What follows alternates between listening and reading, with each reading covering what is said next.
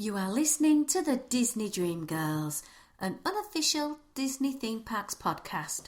And this is show number 299, 9th of February 2020. Where dreams begin. Hello and welcome to the Disney Dream Girls. My name is Michelle Young, and together with my jolly good friend Jane Phipps, we are your guides to the place where dreams begin. Hello there, Janie. Hello there, Michelle, and I can touch you today, Michelle. Hey, just be careful where you're touching me. I've had enough problems this week with people touching me when they're not supposed to. I've had such a drama. Oh, you've had a week and a half, my darling. But you're with me now. Yay! We're in personage. That doesn't sound good. But we are. We are breathing the same air. Why are we breathing the same air, Michelle? Because I've come down to see you. Why have you come down to see me, Michelle? Because I missed you. No, I'm going to see our good friend Rachel tomorrow. And I'm going to be having some inkage. I know. And I've had a bit of a dilemma going on in my head over this inkage because I had it set in my mind I wanted the Mary Blair beautiful pansies from Alice in Wonderland. And I wanted the pocket watch, and the pocket watch was going to show the time that my dad passed away. And then it kind of had to have Alice in it because, yeah. And then I kind of thought a little bit about Alice in Wonderland. And I thought, well, she's not my girl.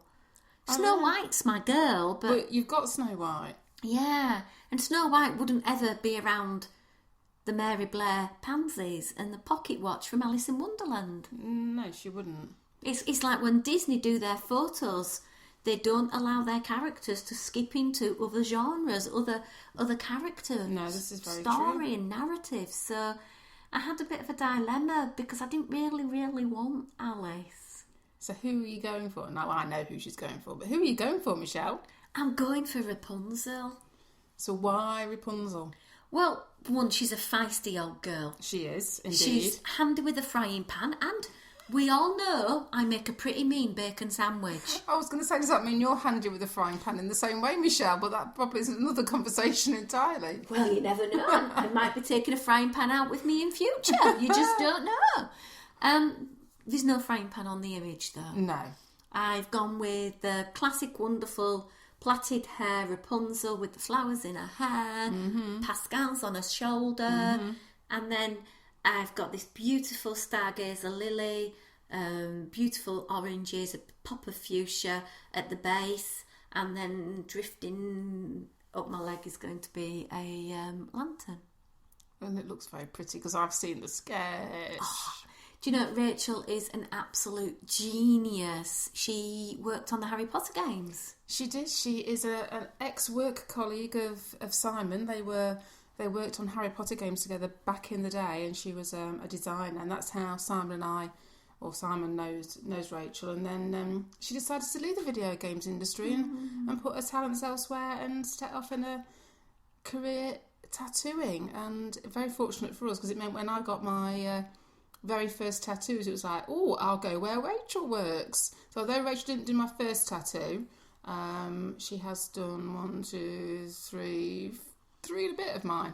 4 and a bit of mine. Yeah. Something like that, yeah. Quite a bit.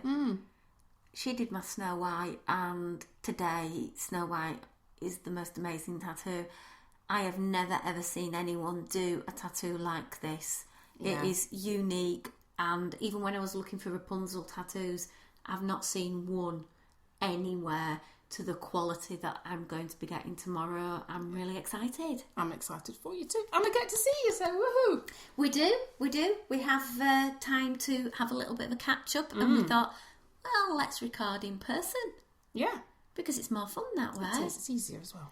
Well, it is, because we get to share our passion for Disney-age. We do, as we always do. Yeah. So we've got a bit of a show for you guys.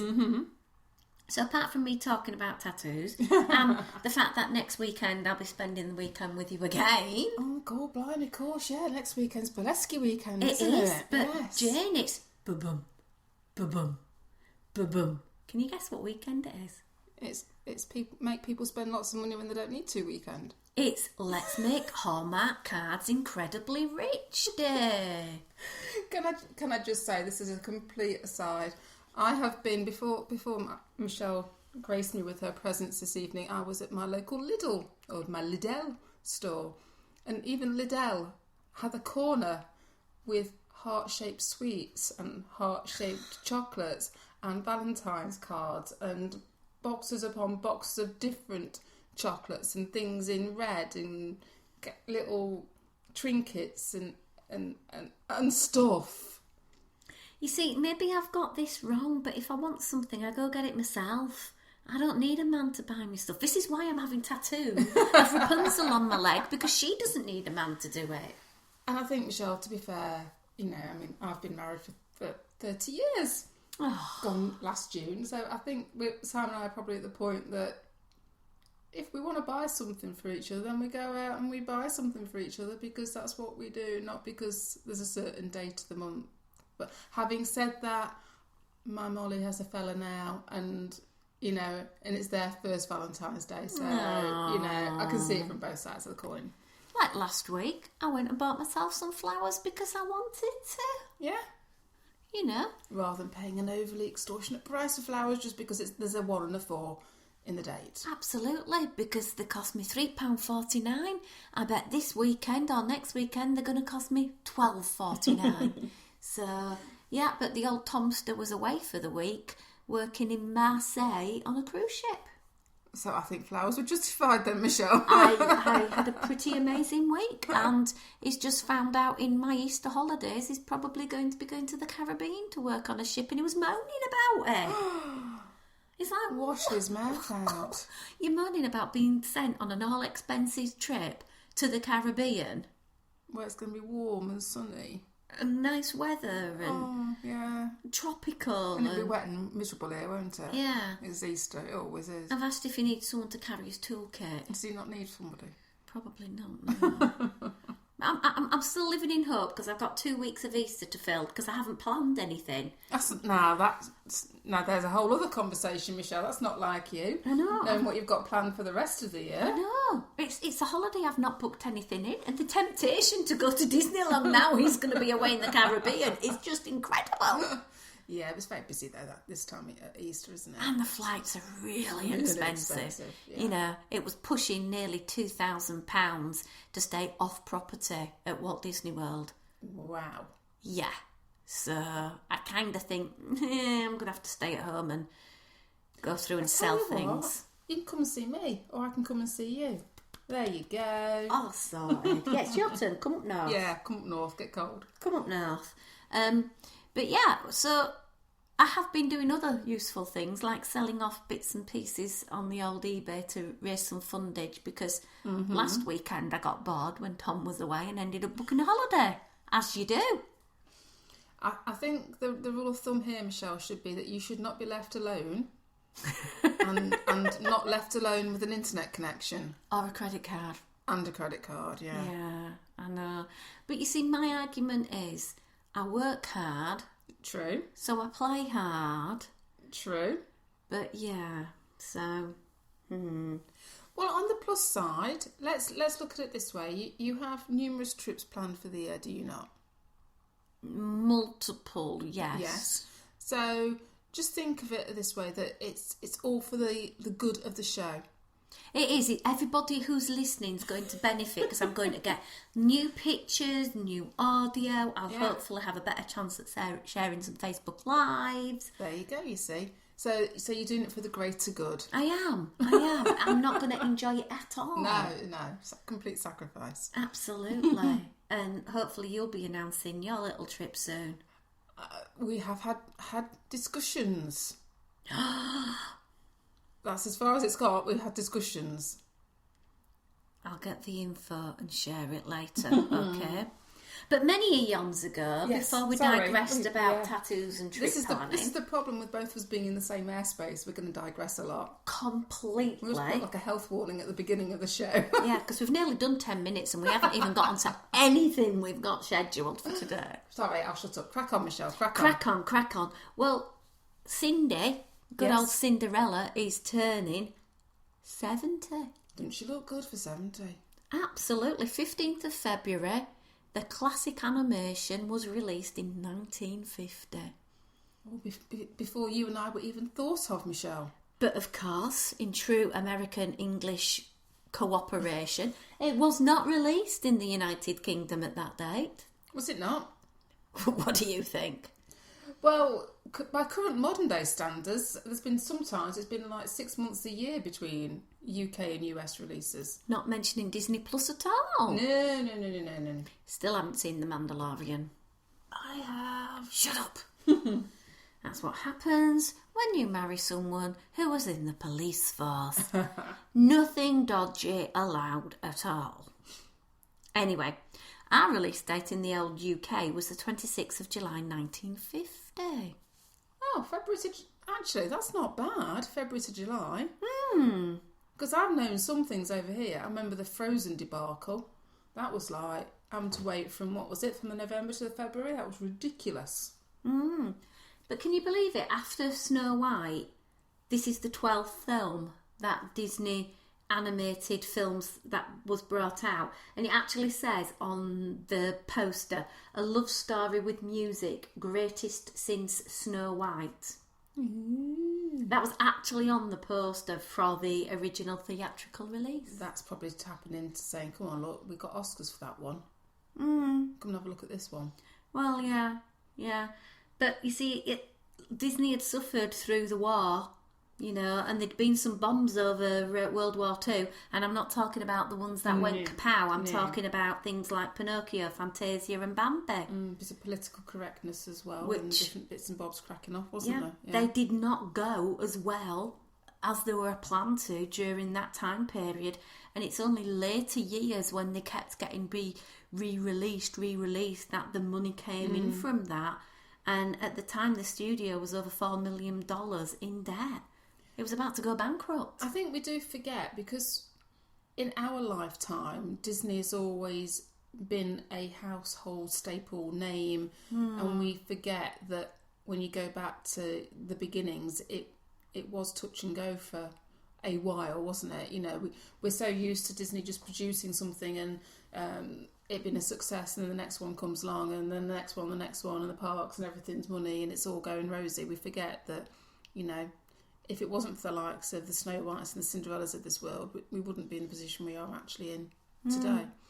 It's so lovely, though, that when you go to Disneyland Paris, there is quite some nice homages to Cinderella, because it's an adaptation of Charles Perrault's Cendrillon. Very well said. I had a good go at that, didn't I? That's I'm really quite good. impressed by that, yeah. And it was an adaptation of his story, and basically Disney's 9 old men worked together and directed the animation, and it was the first commercial hit for the studio since Snow White and the Seven Dwarfs was released in 1937.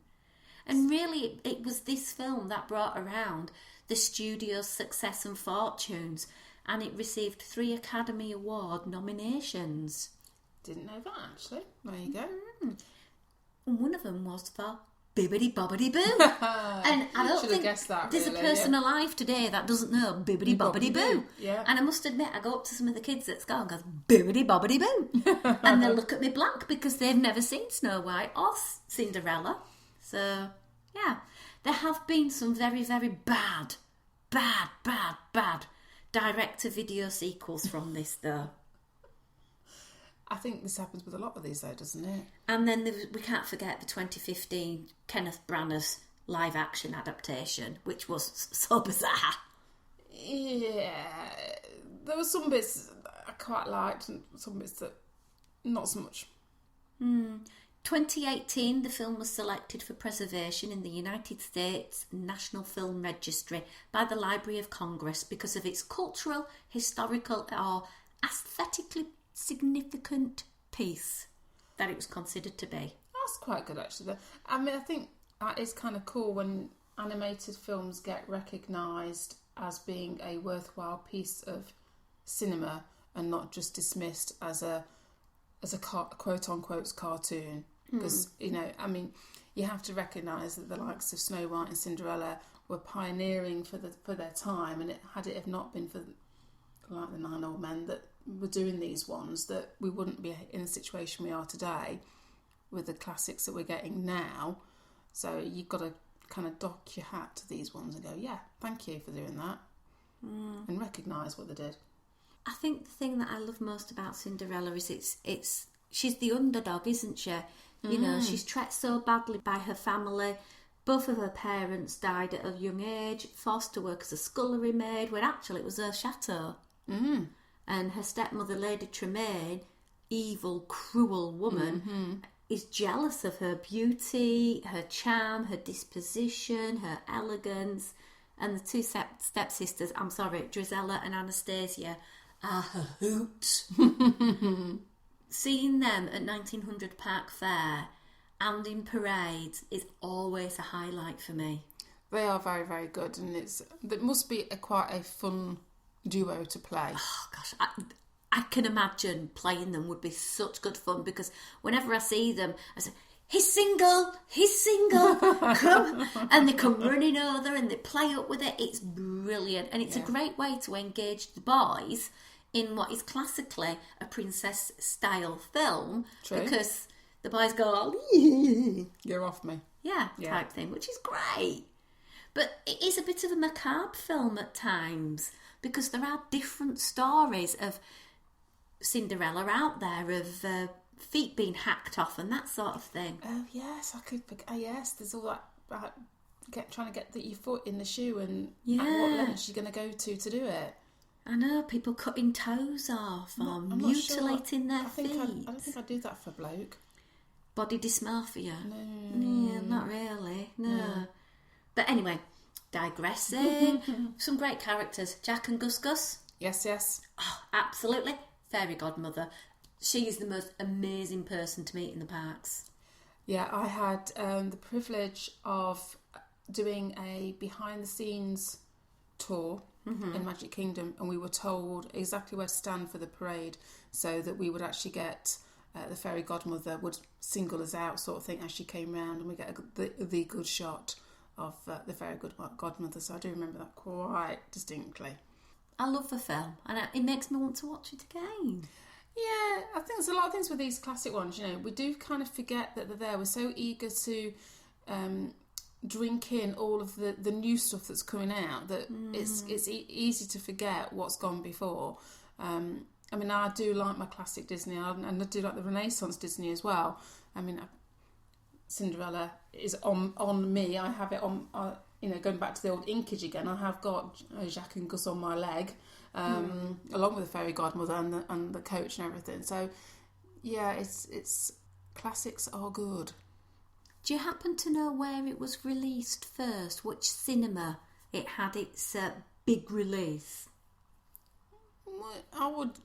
You would presume something like the Grauman's, but no, because you're asking me, I'm going to say probably not. No, it was in Boston, Massachusetts. Oh, why? I know, bizarre place. Nothing against Boston, Massachusetts at all. Just you're so used to them being released over in the old LA, aren't you? Yeah, well, that's but where it was. A lot of years ago, so you know. Yeah. So, what are Walt Disney World and Disneyland doing to celebrate this anniversary? What do you think? Well, if I had to be a betting woman, I'm going to say there's food involved. There is food involved. How did you guess? Well, because that's what Disney do. If there's an excuse to put a bit of, probably in this case, ice blue frosting on something, I guess they're going to do it. It's got to be pale blue, hasn't it? Come on. Pineapple Lanai at the Poly. They're offering up a Cinderella ice cream, and this is a pale blue ice cream with the classic clock motif. $5.99 for a bit of soft serve. Yeah. I'm curious to know what happens to the blue soft serve when it comes out. Oh, don't talk about that, Michelle.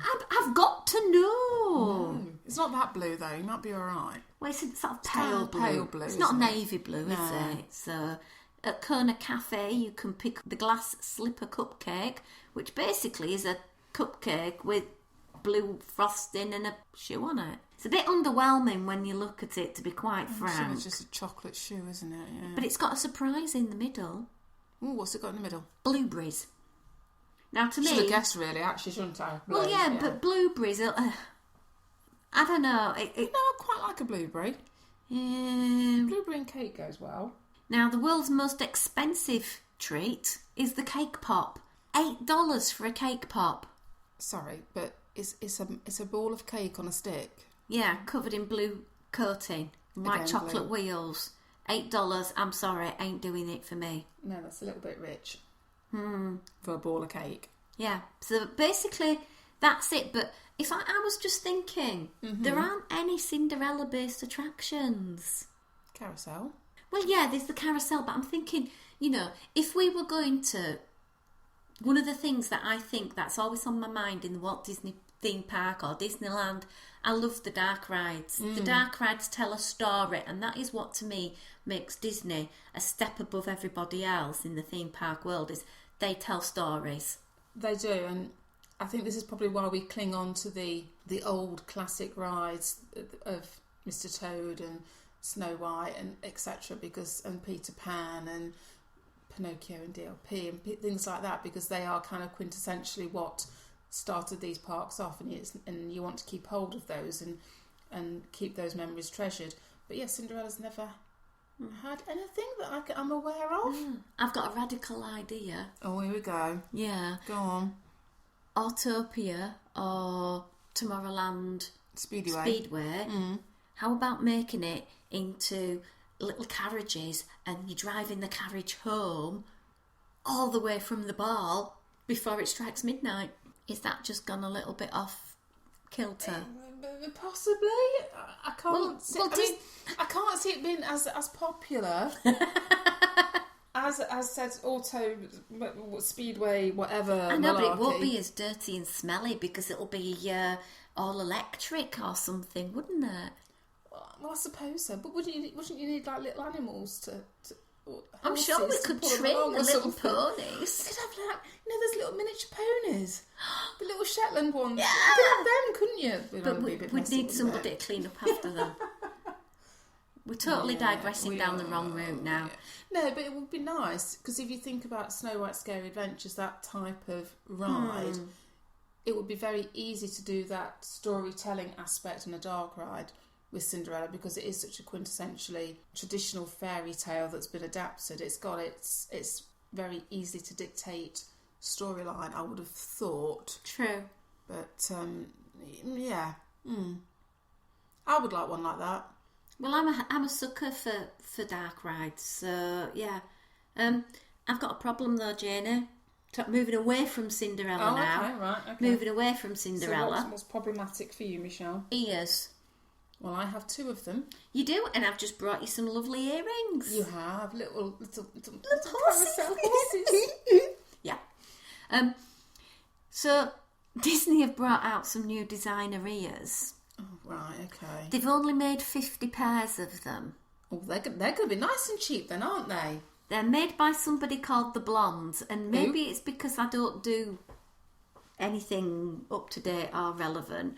Do you want to Google who the Blondes are? Yeah, but they've made these ears, and it just reminds me of some... They're just weird, because it's like a skull cap with ears, and there's a band that's black and a pointy bit in the middle with the crystals on. And they're basically $600. And we're looking at the picture of them now, and I'm like... I was just going to say, I think I need to insert audio description, because I'm kind of sat here looking at the picture with my mouth open, which isn't very good for audio. And it says Mickey Mouse on the back, but it just looks like... What's the silver made out of? Does it say? Those are crystals. Oh, are they? They're not Swarovski crystals. There's some other kind of crystal called Prisosia. Never heard of it. No. But to me it looks like... No offence to people on Etsy, but it looks like somebody whose mum has an Etsy account and it's their child's project. Yeah, they look quite chunky jewels, shall we say? Yeah. I'm not quite sure, because rather than doing an ear band or a small, because normally the ears that have the skull cap's quite small and dainty and tends to sit towards the back of your head. Whereas that reminds me of a graduation hat. Yeah. And it's so that the black area of it is quite prominent. And I'm a bit like you, Michelle. There's something about that reminds me of something that with the point of the the crystals, and I'm it's going to annoy me because it reminds me of something, but I can't think what it reminds me of. Yeah. And I'm not quite sure what it's supposed to represent. Well, the quarter that they had for Shop Disney's already sold out, so if you're wanting a pair of these ears, dearie me, you're going to have to go to the park. Oh, never mind, eh? But what I am loving, Little Orange Bird. So, my lovely, lovely, lovely, lovely friends, if you're going to the Epcot International Flower and Garden Festival, which starts on the 4th of March, all the way through to the 1st of June, please, please, please, will you get me some of these Orange Bird ears? Oh my word, on one side there's the orange bird, and then in the middle there's a beautiful green bow with white flowers, and then on the other side it says, Hello Sunshine, the orange bird. They're so cute. They are. See, now I don't know if it tells you how much they are, Michelle, on Ye Well, they'll be Olde. probably $24.99, $29.99, aren't they? Yeah, I'd happily pay that for those. Yeah. As opposed to the $200 that we've just been talking about. Oh, do you know what? What? My little crochet girl that I get my other ears from, I bet she can make a mock-up of them and they'd look blinking amazing. Yeah, they would do, yeah. Absolutely. Oh, I was going to ask her for some cruise line ones, but they're gorgeous. But I bet you I would suspect they're going to sell out big time. Yeah, because they are cute. They are extremely cute, and it's the orange bird, and we know that most Disney fans have a big soft spot for the orange bird.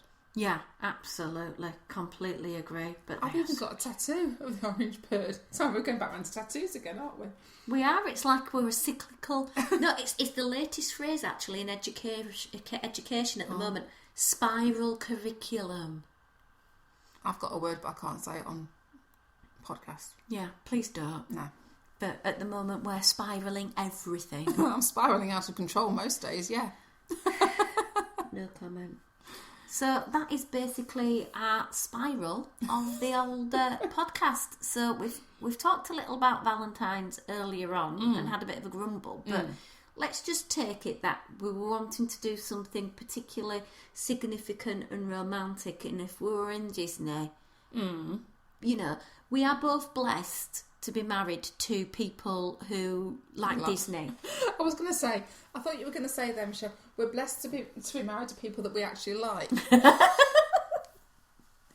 we are. We are, because, yes. you know, not everybody has a partnership where both equal have a love of Disney. Now, admittedly, Simon's a little bit more on the Star Wars, but, you know, he loves his Disney.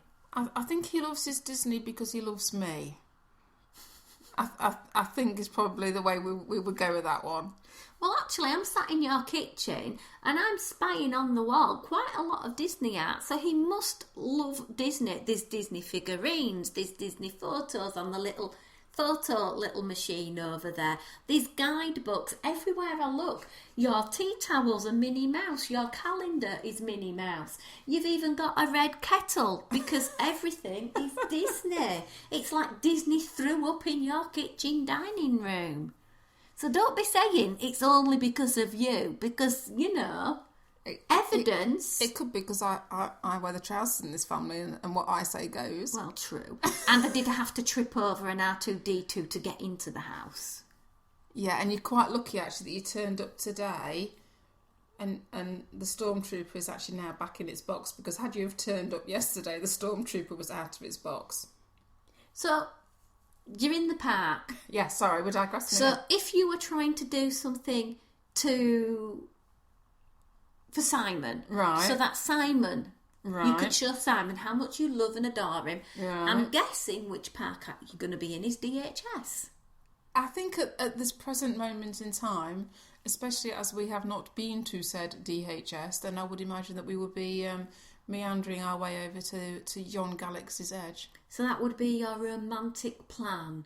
A little mooch round, a little bit of green or blue milk, maybe a little bit of a tipple in the old cantina. Potentially, but I mean, if we're taking it that we haven't been before, then obviously Rise of the Resistance is the thing that we need to get done. That is looking kind of amazing. But having said that, I think It'd be quite cute just to actually walk around the marketplace and try and see how much money we could spend in our heads, because otherwise it would be ridiculous, because there are some very cute offerings and they're not cheap in that said marketplace. I must admit, I was looking at some of the items and I thought, oh, Jane, I'd love that. And I'd look at the price and think, Jane's not going to love that because that's just ridiculous money. Yeah. You know, loads of houseware and things like that, and jewellery and T-shirts. You name it, it's in that shop. Yeah. But I suppose if we're going for Valentine's Day, then he could treat me. Oh, no, it's fine. It's maybe the way around, isn't it? You're supposed to be looking after him and doing... So does he... I can't imagine him wanting to actually eat in Galaxy's Edge, having seen the food on offer. So, does he have a particular place where you'd like to take him? I think in our current dietary eating requirements, he would be happy, providing wherever we go, we can get a decent steak. Well, do you know what? The place I instantly thought about was taking him to a really good steakhouse, and the best place I could think of where I had the most amazing melt on your mouth steak. So I'd be recommending he goes to Shula's Steakhouse at the Dolphin. Because I think he could have a pretty snazzy steak from there. And I don't think you guys have eaten there before. We haven't, no. So that would be quite cool. And then, because we're over that way, then we could always go and get a little round of mini golfing. Or we could have a treat and we could go along the boardwalk and have an ice cream to finish off. It just as a little, if we were just going to push the boat out. Not something we'd normally do, because obviously we're, low carb keto family here. But, You could have a 22-ounce cowboy ribeye for $56. Yeah, I'd let him do that for Valentine's Day. For Valentine's Day? Yeah. Or if you really wanted to splurge and absolutely go absolute 100% bonkers, there's a 48-ounce Black Angus porterhouse for $105. The thing is, knowing Simon, he'd probably go for that. It's like a dead cow on a plate, isn't it? Yeah. I must admit, this place is really, really well known for their excellent food, and they do have an Australian lobster tail for $130. Well, it's Valentine's Day. Push the boat out. Which we wouldn't be dining with you because Tom has a major crustacean allergy. Yes. So if I wanted to make him throw up all night, that would be the perfect place to take him. I suppose it depends on how well he's treated you on Valentine's Day, whether you take him there or not. Oh, but Jane, they've got ricotta cheese donuts for dessert. Oh. Chocolate peanut butter gatto. Oh, no. Simon would go for that. I wouldn't. Peanut butter, not my thing. It is Simon's thing. And where would you be taking to see the fireworks? Would you want to go and see the Star Wars ones, or would you be getting a little bit sentimental and say, you've got to go and see Happily Ever After with me? Well, not me, with you. You wouldn't want to be watching it with me, with you. I think if we were doing Star Wars, and it's for him, I'm treating him for Valentine's Day rather than the other way around, then I think we'd have to see the Star Wars fireworks. It would be only right, wouldn't it, really? And it's more, not really fireworks, it's more screeny stuff. Screeny stuff, but yeah. Yeah, no. You could maybe throw in the dessert party and a Tupperware. No. No desserts? No. Strict keto? Strict keto, yeah. Maybe an alcoholic beverage? Potentially, yeah. But not desserty, no. Oh. No. But yeah, I think, let's go Star Wars. But let's see if the blooming hotel was open, then we could have done that, couldn't we? Well, they're taking bookings later on this year. Yeah. So where would your price point be to actually make this happen for you guys for 2 nights? Yeah. What would you realistically pay up to? I have no idea, because I know that what I'm going to say as my realistic price point for two days, and I've not done an awful lot looking into it, so I don't know quite what the remit will be and how immersive it's going to be and what's included in your hotel price. But I think my remit would be in the hundreds of dollars, but I'm guessing it's probably going to be in the thousands of dollars. I'm seeing a figure of probably just under $2,000 per person, or maybe $2,500 for a couple, something around. Yeah, that's what I'm thinking. And maybe Simon could go with Tom. And we can go book into a spa hotel for a few nights and have a bit of pampering. Yeah, I think it is. From what I've read and interpreted about it, you are going to be paying for a very unique experience, and you have to accept as well that you're going to basically, from how I've interpreted it, you're going to be thrown into a scenario for a couple of 3 days. There's basically like you're going to be cosplaying effectively, you know, and you're going to be removed from reality, and that's got to be what's up your street, hasn't it? It's you can't be going into it thinking it's just like a hotel to rest your head for a couple of nights. It's not that sort of experience that they're offering. True. So I think anybody wanting to do this has got to think long and hard about what it is that they get themselves into for the amount of money that we know that they're going to be charging for it. You see, I think my Tom would like it, but I don't think it's for me. No. Not for me. I would much rather find a sun lounger. Yeah, or a bench in the park. Yeah, I'm a little bit like I don't know if I want to be that removed from reality for that amount of time at somebody else's behest. If that makes sense. Not being in touch with the outside world because you're supposed to be on this planet and you're in this starship and all that sort of thing. I don't know. I know our friends Kat and Lewis are well up for it, so I'll just have to live vicariously through them. Well, let them try it first. Yeah, try before you buy. Yeah, and then we'll see what they think to it, and then we'll decide. True. So, what would you do for Valentine's Day, then, Michelle? Well, Tom would probably want to go to Hollywood Studios, but purely because he wanted to eat at Sci-Fi Diner because he loves it in there. Well, It's one of his favourite eateries. He just loves the atmosphere. He can get a really nice burger, and he'd probably like to see Galaxy's Edge and enjoy that. Yeah. And I did say to him when I went at Christmas to Disneyland, I wouldn't go in the cantina, so we could do that maybe together. So yeah, that's something. I think he'd probably want to finish his day off over at Epcot, getting himself a funnel cake because he loves that little funnel cake stall right by American Pavilion. He loves that, and then having his little end of night show. So we'd have to do that at Epcot. Yeah. We're simply pleased, aren't we, really? Yeah, he'd probably love just going in and out of the shops as well because he's a rare find in a man because he can outshop me. It's not a bad trait to have, Michelle. No, he keeps saying, "Oh, do you want this? Do you want that?" He's like, "No, I don't. I don't want that. I don't want this." I think we're kind of easily pleased, really. Or we have men that are easily pleased, I should say.